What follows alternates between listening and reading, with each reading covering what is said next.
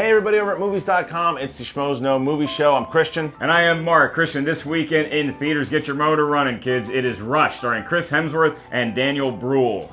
You have one of the greatest sports rivalries in history between Niki Lauda and your boy James Hunt. Yeah, it actually happened. It took place in 1976 on the F1 circuit. Very different personalities clashing, and you get to see all of that in the new Ron Howard film.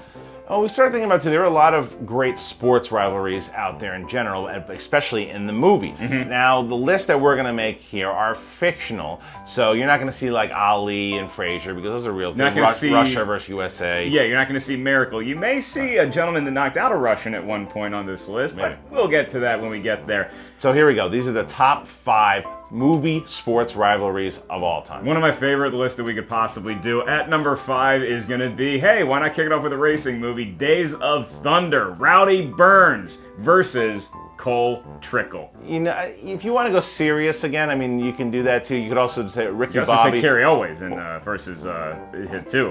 Like Cole Trickle just had a lot of enemies. But Ricky Bobby had a lot of enemies as well in Talladega Nights. So he was also a racer who was racing against Ali G, whatever his name was. So I guess you win because you can remember the name. He's got a pretty good, and that's actually more like Rush because you have like the American versus the European, or the Brit versus the European. It's worldly. All right, number 4, I'm going with karate, and that would be Daniel LaRusso versus Johnny of Cobra Kai, the Karate Kid. A great rivalry because this was a kid who didn't really know how to fight too well, and because this guy was bullying him and a rival, it made him better and made him the Karate Kid. Sweep the leg. Mr. Miyagi taught Daniel LaRusso how to wax on, wax off. He basically hired him to be his janitor for a month, and somehow he picked up some karate along the way and won the heart of a young Elizabeth Shue. We should all be so lucky. I feel like a baseball movie needs to be in there. What do you got at number 3? So many great baseball movies, and we're going to take a film that took place when the men were off fighting in World War II, so the ladies got center stage. How about Kit versus Dottie? Okay, now they're sisters, and they both play for the Rockford Peaches. However, Kit is always that young upstart, and eventually she gets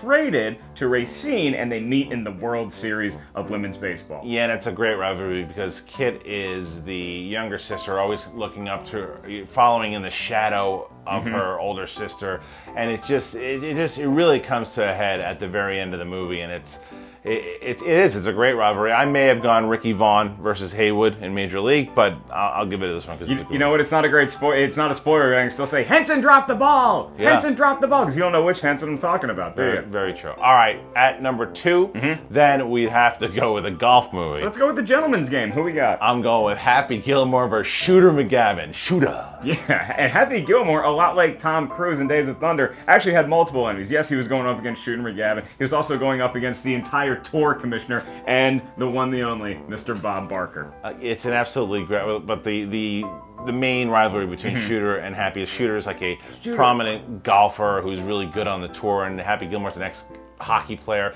and the back and forth because the guy can drive 400 plus yards. It's a fantastic back and forth. Even the stuff that they say to each other, if you haven't seen the movie, it's hysterical. Sandler in his absolute prime, the beginning of his prime, if you ask this gentleman. So who could possibly top that? Come on, you know it, you love it. It started in 1976 and it continues to go to this day in real life. Rocky versus Apollo. You could do Rocky versus Apollo, you could do Rocky versus Clever, you could do Rocky versus Drago, but Rocky versus Apollo is really the first rivalry that started off the underdog story of against the champion, the great champion. Yeah, and obviously who wins the first one, who comes back and wins the second one. It's just a fantastic story of both of these guys because, again, like a great movie that has a rivalry in it, you realize that they're both human beings. So Apollo Creed isn't this awful guy that you're rooting against. Right. You like both of these guys. Yeah, it's a human story, human rivalry, and what rivalries do, especially in the movie we're talking about, Rush, that a rivalry can make you better. So the only reason why we keep doing this show. It's very true. That being said, that's our top 5. I know that you wanted to maybe throw in Judge Smails. Come on, you talk about golf movies. How about Judge Smails? You could do versus Danny in Caddyshack. You do versus Chevy Chase. Him and Rodney Dangerfield didn't have the best relationship, so there you go. How about Rudiger versus Genetics? That's a good one. Or you could also do Mighty Ducks.